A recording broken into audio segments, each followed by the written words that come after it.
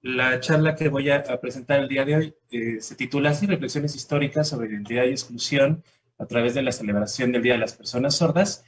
Eh, y entonces, bueno, pues a todos los que estamos aquí reunidos, me gustaría darle las gracias no solamente a todos los funcionarios que hicieron posible mi presencia aquí, sino también a todas las personas que apartaron un poco de tiempo para empezar con esta celebración anticipada, porque como sabemos, el Día de las Personas Sordas es hasta el 28 de noviembre. Sin embargo, el comenzar ya con estos preparativos, pues va siendo como más especial esta fecha. Entonces, a todos los que están aquí, muchas gracias por unirse a esta celebración. Le quiero agradecer también muy especialmente a los compañeros que tomaron este curso de lengua de señas que se presentaron al principio y desde luego a su representante, Sara Cerrato.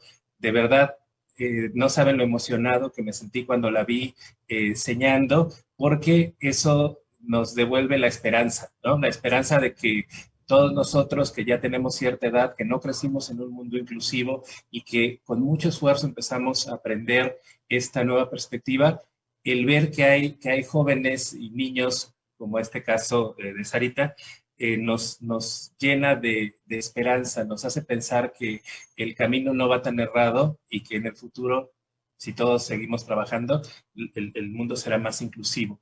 Ahora, por último, y desde luego a los que más nos debería interesar, agradecer y recibir en este día, pues es a todos los miembros de la comunidad sorda, porque dentro de 2 días, pues es su día, ¿no? El día especial para ellos. Y entonces, ya hablando directamente del tema, a mí me gustaría como dividir mi presentación en cuatro partes. Me dieron poquitos minutos, entonces voy a tratar de avanzar esto lo más rápido posible, pero tratando como de dejar claras estas 4 ideas que son las que creo que son más relevantes, ¿no? Entonces, la primera de ellas es que todos nos vayamos de esta charla entendiendo bien qué es lo que se celebra el día 28 de noviembre y por qué se celebra esto. En segundo lugar, esta va a ser como la parte más larga de la charla, ¿no? Después, en segundo lugar, una parte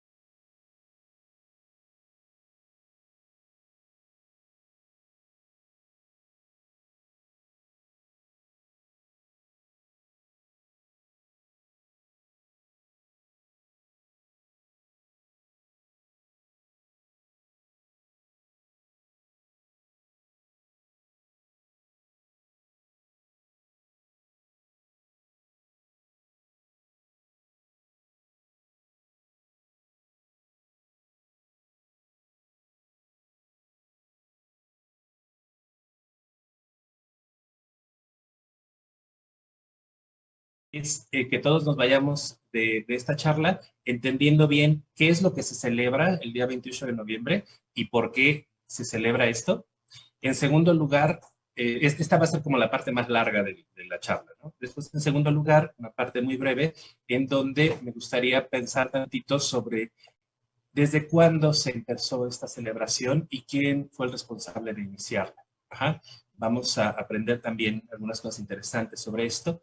En tercer lugar, y esto iría más dirigido a aquellos que no son miembros de la comunidad sorda, eh, en realidad nos correspondería pensar a todos este tipo de procesos, no solo en el Día del Sordo, sino pensando para nuestras propias realidades, cómo este tipo de celebraciones nos ayudan a pensar en términos de identidad, porque esto es tan importante, porque necesitamos tener esta identidad. Y por último, la pregunta clave, ¿qué tiene que ver esto conmigo? ¿Por qué hacer este tipo de celebraciones año con año? ¿Qué gano yo? Y ahí pues tendríamos que pensar en cómo los diferentes sectores de la sociedad lo van a leer o a descifrar de forma diferente. Una persona no sorda, pues puede beneficiarse desde luego de esta celebración. Voy a explicar cómo. También una persona de la comunidad sorda, lo que me gusta a mí llamar comunidad sorda extendida, es decir, aquellos que no somos sordos, pero trabajamos por los intereses de la comunidad y que estamos ahí como aliados, en donde se encuentran evidentemente los hijos sordos, los hijos oyentes de padres sordos, todos los maestros, los intérpretes, desde luego, y los académicos que trabajamos para ellos, los funcionarios, desde luego, y por último, lo que sería el núcleo duro de la comunidad sorda, es decir, las propias personas sordas usuarias de lengua de señas, que son los que se reconocen con esta identidad, ¿no? Entonces, digamos, esta es como la perspectiva general de la charla. Entonces vamos a comenzar con la primera pregunta, que es, ¿qué se celebra cada 28 de noviembre y por qué? Si yo hago esta pregunta y ustedes están vinculados con la comunidad sorda, pues probablemente la respuesta que tengan sea muy sencilla y sea una respuesta que se ha escuchado muchas veces en este país, por todos lados, porque casi siempre se argumenta lo mismo. ¿Y cuál es el argumento para que se haya decidido este día en particular para esta celebración? El siguiente, es una recopilación de lo que yo he escuchado en los más de 20 años que llevo trabajando en estos temas. Entonces, lo que se dice habitualmente es que en esa fecha, Benito Juárez decretó la creación de la primera escuela para sordos en México, siguiendo la propuesta del primer maestro especialista en sordos que tuvo este país, que fue el francés Eduardo Güell, ¿no? Entonces, esta es, digamos, la versión oficial, esta es la que casi todo el mundo conoce, digamos, nos podríamos quedar con ella y no hay ningún problema. Pero, pues mi trabajo es el de ser historiador, soy investigador, trabajo estos temas y entonces hay algunas cosas muy interesantes que tienen que ver con este argumento, en donde vamos a ver que hay cosas mucho más profundas implicadas en esto, y este argumento en particular que acabo de señalar, en realidad no es necesariamente cierto. Ajá. Entonces, los elementos que están marcados en diferentes colores, que no es blanco, o sea, la fecha digamos, en que Benito Juárez decretó la creación de la primera escuela, y después la participación del primer maestro, estos elementos son los que hay que reflexionar un poquito más a fondo. Entonces, la primera pregunta sería, ¿en verdad fue Eduardo Güell el primer maestro que hubo para sordos en México? Esto es algo que se cree desde hace mucho tiempo, pero lo cierto es que las investigaciones históricas que se han desarrollado durante los últimos 20 años han demostrado que esto no es así. En realidad no fue Eduardo Güell el primer maestro. Hoy sabemos completamente documentado y con toda la certeza que por lo menos hubo 5 profesores de sordos antes que Eduardo Güell. 5. Ajá. O sea, Eduardo fue el sexto de los maestros que tuvimos en el territorio de lo que hoy llamamos México. Estos maestros son, los menciono rápido, no voy a contar mucho de lo que hizo cada uno de ellos, Luis Otaviano Chouzal, quien fue no solo el primer maestro, sino responsable de hacer la primera escuela para sordos de este país. En segundo lugar, un personaje del que sabemos muy poquito, un individuo de nacionalidad española que dio clases en la Ciudad de México durante 1821, justo antes de que terminara la independencia. Después, un par de maestros franceses que llegaron a México hacia el final de 1830 y que propusieron la creación de una escuela en nuestro país, que son un francés de apellido Roger y un acompañante que venía con él. No sabemos si este acompañante era sordo o no, pero Roger sí era sordo. Entonces, esto lo convertiría en el primer maestro sordo para sordos en territorio nacional. Eduardo Güell también era sordo, pero él sería el segundo. Y por último, el que a mí me parece más interesante de los 5, Juan Francisco Vergara. Este maestro, un maestro que vivió en Puebla y después en la Ciudad de México y después en Tamaulipas, este personaje inventó un método específico para educar a sordos. Ajá. No hizo lo que todos los demás que copiaron métodos que ya existían, sino inventó un método, podríamos pensar en el método mexicano de educar a sordos, y tuvo éxito con algunos alumnos. Al final de cuentas, él quería hacer una escuela también, pero digamos, hay un poco de oscuridad en cuanto al final de su historia, no sabemos si lo logró o no. En cualquier caso, incluso habiéndolo logrado, esta escuela no tuvo una mayor trascendencia, no duró por mucho tiempo, aunque en realidad no hay ninguna prueba de que siquiera haya existido, ¿no? Pero su labor como maestro, esa sí no tiene duda, durante varios años estuvo trabajando, insisto, en varios estados de la República. Entonces, estos 5 maestros tuvieron cada uno de ellos alguna actividad, unos más significativa que otra. Digo, Chouzal fue maestro por varias décadas, Roger por varios años, nosotros dos no tenemos la certeza, los otros tres, perdón, no tenemos la certeza de cuánto tiempo fueron maestros, pero lo que sí sabemos es que no tuvieron como la fama que sí se le atribuyó a Eduardo.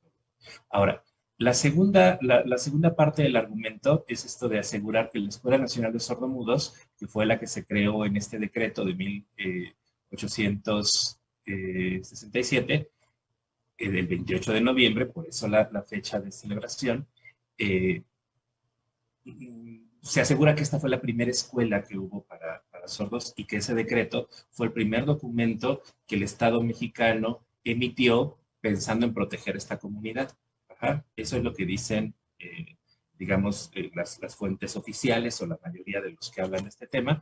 Sin embargo, un análisis histórico profundo académico nos muestra que tampoco, en estricto sentido, la Escuela Nacional de Sordomudos no fue la primera escuela y hubo antes algunos otros intentos. Les presento esta tabla nada más para mostrar algunas cosas de todo lo que ocurrió antes de la Escuela Nacional de Sordos. Tendríamos en la columna de extrema izquierda el nombre de los personajes encargados de la actividad que voy a señalar, después el año, por último la propuesta y los resultados que tuvieron. Y entonces lo que tendríamos en este cuadro es que el primer maestro que fundó una escuela fue Luis Otaviano Chouzal. Esta escuela se llamaba Instituto de Primeras Letras de la Purísima Concepción, dirigida a niños y sordomudos de nacimiento. En algunos documentos no dice para niños y sordomudos, sino invierte el orden y dice para sordomudos y niños.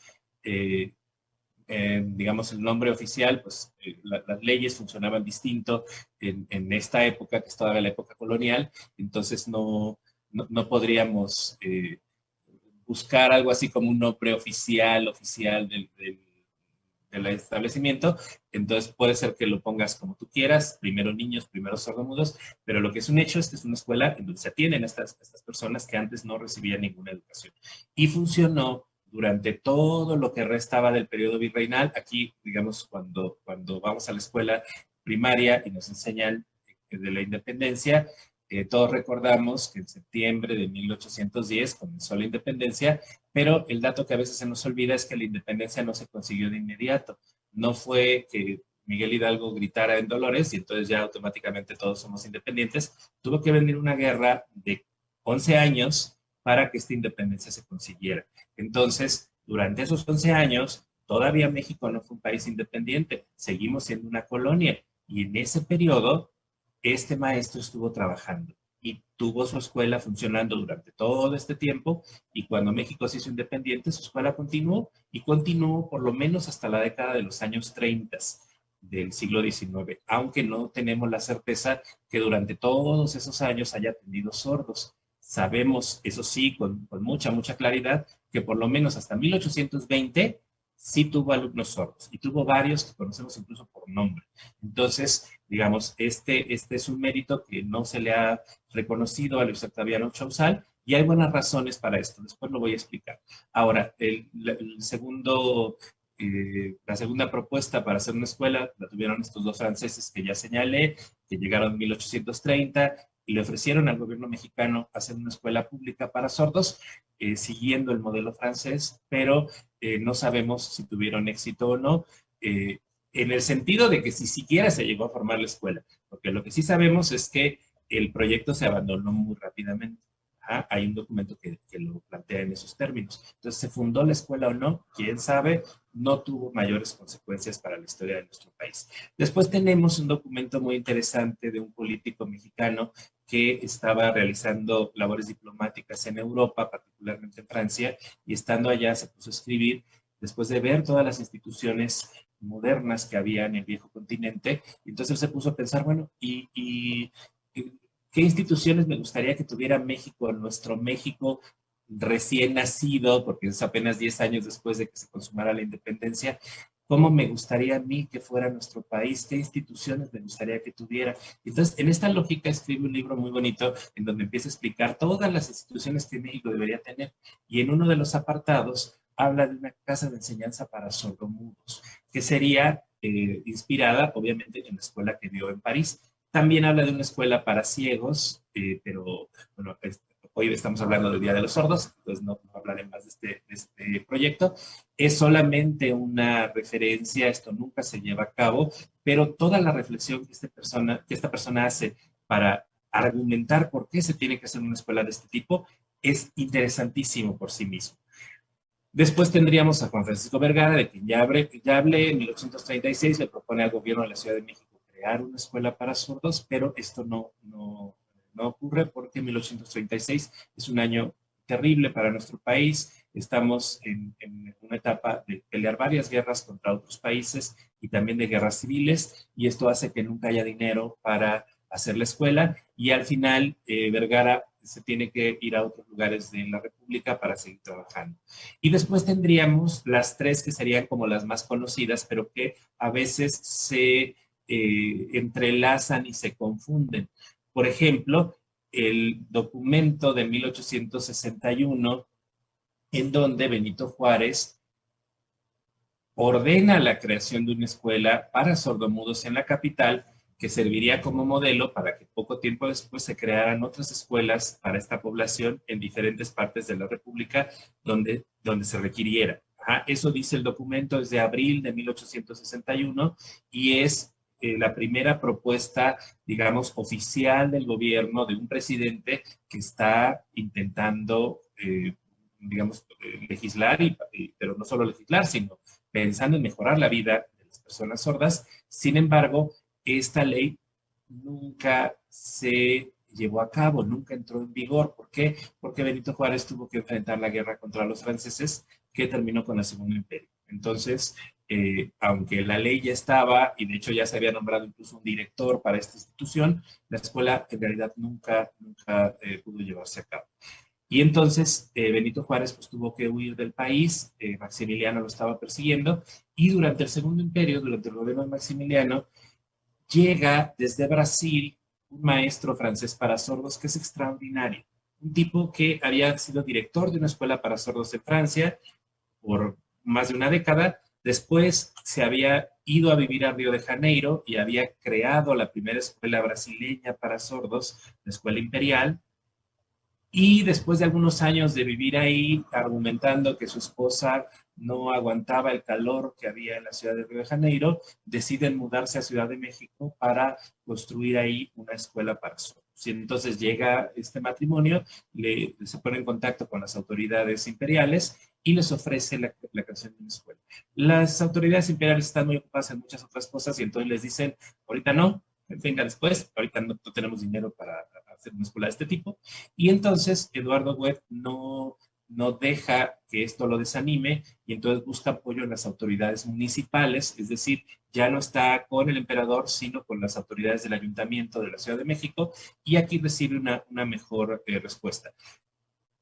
No es una escuela que esté completamente financiada por el municipio, sino que en primera instancia, en mayo de 1866, el municipio le permite que Webb haga esta escuela, hasta le prestan un salón para que pueda tener estas clases y eventualmente habrá un pago para él, ¿no? Pero no es que dependa directamente del municipio, sino que podríamos pensar que esta institución sería una escuela privada.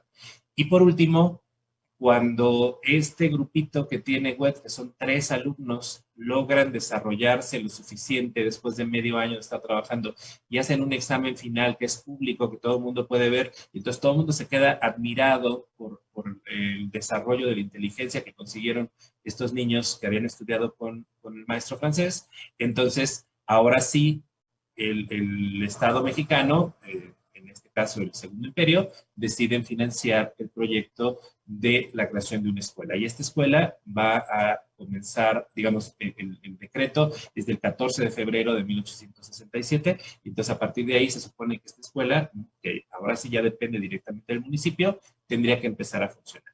Como pueden ver, hay varias fechas aquí que podrían haber sustituido fácilmente a la del 28 de noviembre. ¿Por qué no elegimos el 15 de abril, que fue el el primer decreto verdaderamente elaborado por Benito Juárez para los sordos? ¿Por qué no elegimos el 1 de mayo como el día de la fundación de la primera escuela que dirigió Goethe? No hablo de la escuela de Chouzal porque no sabemos exactamente qué día se fundó, solo tenemos el mes, pero no tenemos el año. O bien podría ser el 14 de febrero, ¿no? El día en el que se fundó la escuela municipal, y todavía no se celebraba el día, el 14 de febrero como el Día del Amor y la Amistad aquí en México en ese momento, así es que estaba libre la fecha, todavía la podríamos haber agarrado para los ojos. Ahora, ¿qué razón hubo entonces para que se eligiera el 28 de noviembre por sobre estas otras fechas? Bueno, y aquí viene la parte más importante de la charla, por lo menos de esta primera pregunta. Todo tiene que ver con lo que hizo el señor que está en la imagen. El señor que está en la imagen fue Eduardo Goetmerlo, este primer maestro para sordos, quien trabajó muy duro, primero en este lugar, que es donde tuvo su sede esta escuela municipal. La otra escuela anterior, donde él trabajó, digamos, de manera privada, con 3 alumnos sordos, ese edificio ya no existe, estaba en donde hoy está la Torre Latinoamericana en la Ciudad de México. Entonces, como ese edificio ya no existe, no tengo fotografías de él, pero sí tenemos fotografías del antiguo Colegio de San Gregorio, que fue la sede de esta segunda institución, la escuela municipal. Ahora, digamos, el decreto, insisto, de esta escuela municipal ocurrió el 14 de febrero de 1867 y sin embargo, esta escuela tardó en funcionar, en empezar a funcionar hasta el mes de mayo. ¿Por qué pasó tanto tiempo? Porque ya en 1867 el imperio de Maximiliano estaba muy debilitado y estaba a punto de terminar. Entonces, en esas circunstancias tan difíciles, obviamente no había dinero para ayudar a una escuela para sordos y muy poco de tiempo después dejaron de pagarle al maestro y a su esposa. Entonces, a esta escuela que estaba pensada para inicialmente 12 alumnos, aunque se suponía que después llegarían más, al final solamente se inscribieron 8 y de esos 8, 3 dejaron de ir al poco tiempo de empezado el periodo porque la violencia que había en las calles como resultado de la situación política del país se fue haciendo cada vez más difícil. De tal manera que el maestro sordo pues casi se la pasaba encerrado con los 5 niños que eran tan pobres que los padres habían decidido dejarlos a vivir ahí porque ahí es donde tenían comida y ropa, además de educación. Y entonces así siguieron con muchos problemas financiando la educación de estos niños con sus propios recursos. La esposa de Eduardo Goethe tuvo que empeñar sus propias joyas, sus joyas personales de la familia, para poder mantener a estos niños que no eran suyos. Y entonces finalmente, en el mes de agosto, cuando la situación ya era insostenible, una autoridad que acababa de entrar al cargo, porque recuerden que en el mes de junio de este año, Juárez derrota a Maximiliano y entonces asume el poder de nuevo, y entonces cambian todas las autoridades en el país, y entonces la nueva autoridad que llega dice, esto está hecho un desastre, lo que tenemos que hacer para que funcione todo, pues es empezar a reagrupar y ahorrar todo el dinero posible. Entonces le dicen, esta escuela de sordos está muy chiquita y piden mucho dinero, entonces lo que les vamos a pedir a los maestros que viven ahí es que agarren a sus niños sordos y se muden al hospicio de pobres. Y ahí en el hospicio de pobres que funcione la escuela hasta que haya más dinero para hacerlo. El maestro Goethe se negó a esto. Él dijo, si nos llevan al hospicio, la escuela va a desintegrarse y además yo no soy alguien que esté pidiendo caridad pública, yo soy un profesor reconocido a nivel internacional, me tienen que tratar con respeto y tienen que tratar con respeto a mis alumnos que están siendo educados bajo circunstancias muy difíciles, pero están haciendo todo lo posible. Entonces, él decide quedarse ahí y sin tener financiamiento más que el apoyo de algunos vecinos y obviamente lo que él mismo tiene, consigue mantener el funcionamiento de la escuela hasta el mes de noviembre. En el mes de noviembre ya prácticamente no tienen nada de dinero, ya nadie les quiere prestar más dinero. Los que lo habían apoyado pues, estaban en la cárcel por haber apoyado al emperador Maximiliano. Y lo que ocurre después es algo maravilloso porque en el grupo de los políticos que llegaron con Benito Juárez venía alguien que tiempo antes había intentado hacer una escuela para sordos, que fue Ramón Isaac Alcaraz. Este personaje, quien nació en Michoacán, había sido diputado por Michoacán, había estudiado varias cosas, era un literato reconocido en la época y además un hombre muy educado, tanto que fue ministro de Justicia y Educación Pública de Benito Juárez. Este hombre tenía muy claro que quería ayudar a la creación de una escuela para sordos y cuando conoció el proyecto de Webb, en vez de querer asumir en el control, de inmediato decidió apoyarlo y entonces gracias a su gestión fue que Webb se mantuvo como maestro principal de la institución. Había alguna resistencia por ser francés y que acababan de expulsar a Maximiliano, que tenía el apoyo francés. Otra cosa importante que hizo fue que eligió el nuevo edificio en donde trabajarían estos jóvenes, que fue el local de Corpus Christi, donde estuvo ubicada la Escuela Nacional de Sordomudos durante casi los siguientes 100 años, salvo un par de periodos en donde se los llevaron a otro lugar. Esta mudanza se realizó de San Gregorio a Corpus Christi el 20 de noviembre. Esta también podría ser una fecha de celebración, pero de nuevo es otra fecha que ya nos ganaron los de la Revolución. Y por último, con ese proyecto que había hecho Eduardo Webb originalmente, con unas pequeñas anotaciones de Ramón Isaac Alcaraz y firmado por Benito Juárez, es que se decreta la fundación de la Escuela Nacional de Sordomudos. Y entonces ahora sí tenemos ya el día que se va a convertir en el día simbólico de origen tanto de la institución como de la comunidad sordos de México. Ahora, una nota a pie de página aquí tendría que ser dicha, y es que el principal propósito de esta escuela, a diferencia de lo que piensan muchos, no era educar a los sordos. El principal propósito era educar a maestros oyentes que después se convertirían en maestros para sordos. Claro que para que ellos pudieran practicar necesitaban tener alumnos sordos. Y entonces por eso es que esta escuela tenía como este doble sentido, esta doble función de por un lado educar a los sordos y por otro lado educar a los maestros para sordos. Sin embargo, este proyecto no funcionó muy bien, que digamos, tuvo bastante problema y entonces en realidad muy poquitos maestros aprendieron en esta institución y al final la escuela como de profesores fue quedando abandonada y finalmente, digamos, estaba en el mismo lugar, pero abandonada, quiero decir que ya nadie más se presentaba como candidato para ser maestro de sordos y entonces, a final de cuentas, terminó siendo solo una escuela para sordos, ¿no? Esta era la fachada, bueno, es la fachada del templo de Corpus Christi, pero la escuela no era por aquí, sino en la parte de atrás, en donde, del lado del ex convento, no del templo, sino del convento, estaba la escuela, ¿no? Entonces, ahí el cartel que se alcanza a ver dice Escuela N de Sordomudos, y este va a ser el lugar de reunión de la comunidad sorda de México durante las siguientes décadas, ¿no? Y todavía hasta el día de hoy. Entonces, bueno, aquí hay algunas imágenes de cómo era esta institución, es el patio de la escuela, el patio central, es el maestro Eduardo Webb ya de más grande, a punto de morir. La foto se calcula que es de 1880 o 1881 y él murió en enero de 1882. Y bueno, finalmente, ¿qué resultados tuvo esta institución? Y aquí hay algunas cosas interesantes para reflexionar. La primera, en todo el tiempo que Webb trabajó en México, que fueron más de 15 años, solamente 3 maestros jóvenes se graduaron como maestros de sordo. Solo 3. Y digamos, el primero, Pablo Velasco, ejerció poco tiempo y después, por una cuestión fortuita de salud, no pudo ya seguir siendo maestro. Después, Luis Jiménez se convirtió más bien en un funcionario importante de lo que hoy llamaríamos Secretaría de Educación Pública. En aquella época cambió varias veces de nombre.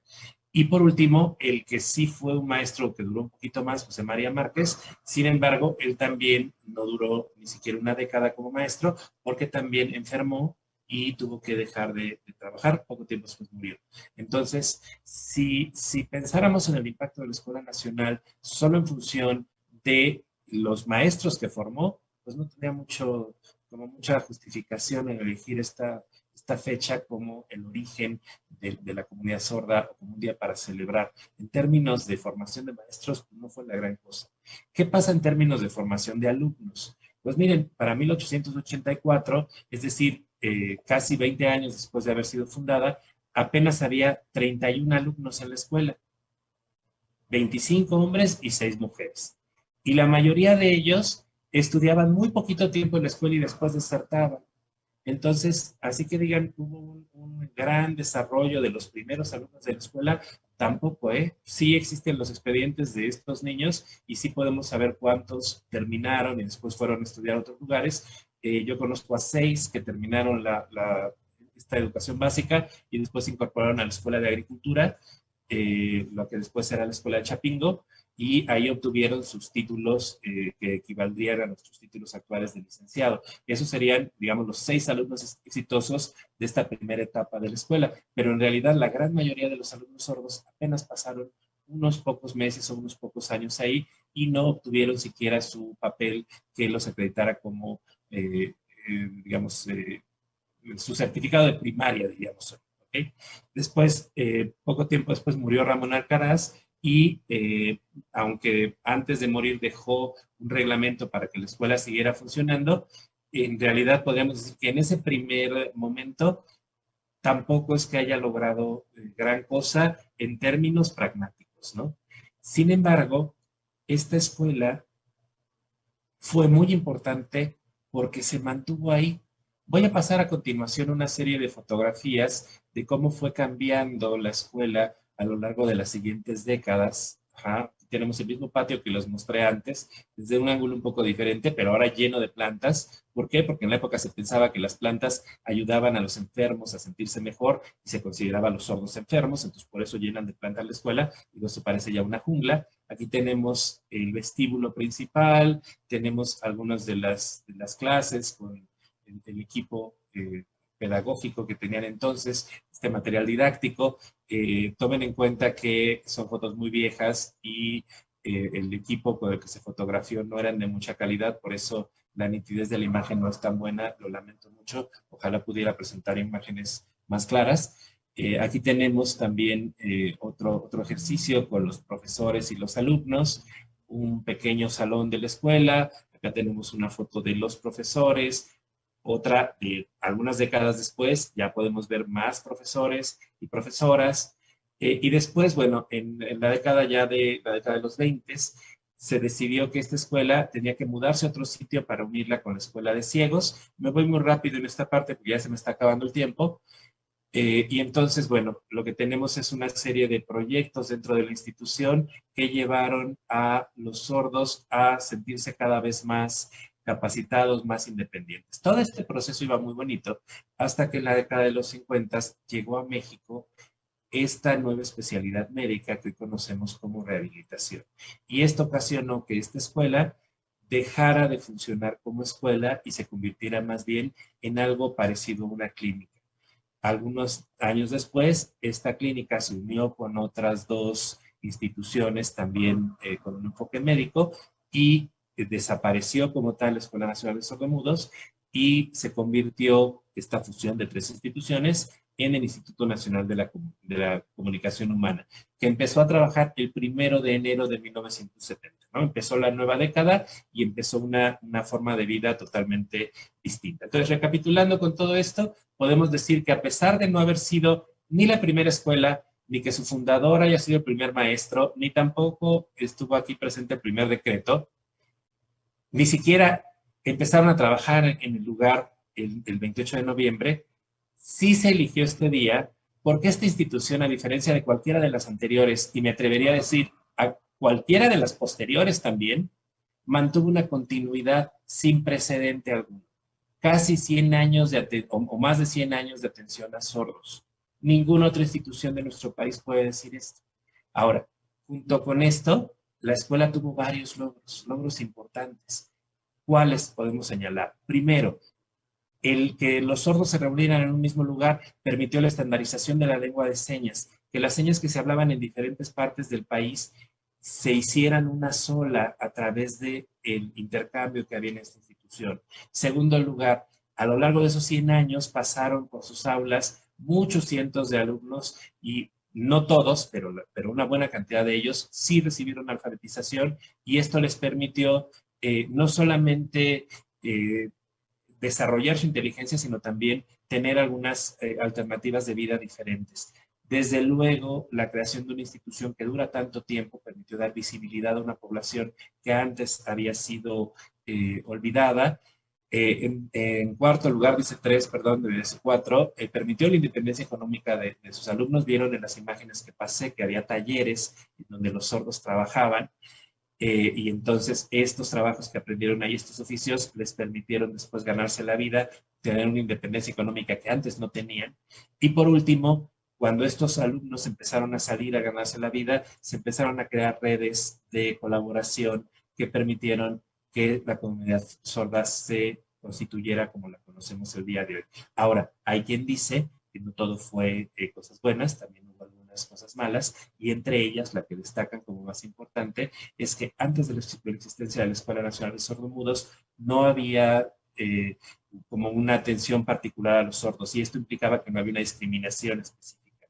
Ahora, una vez que se crea la escuela, entonces ahora sí ya todo el mundo distingue quién es sordo y quién no, y esto genera una suerte de exclusión inicial, ¿no? Entonces, bueno, eso es debatible, pero me gusta exponer como los puntos de vista, porque cada uno de ustedes tendrá que tomar su decisión al respecto. Ahora, con estos logros, pues podemos entender por qué eligieron este día para celebrar el Día del Sordo, pero ¿desde cuándo se celebra y quién lo inició?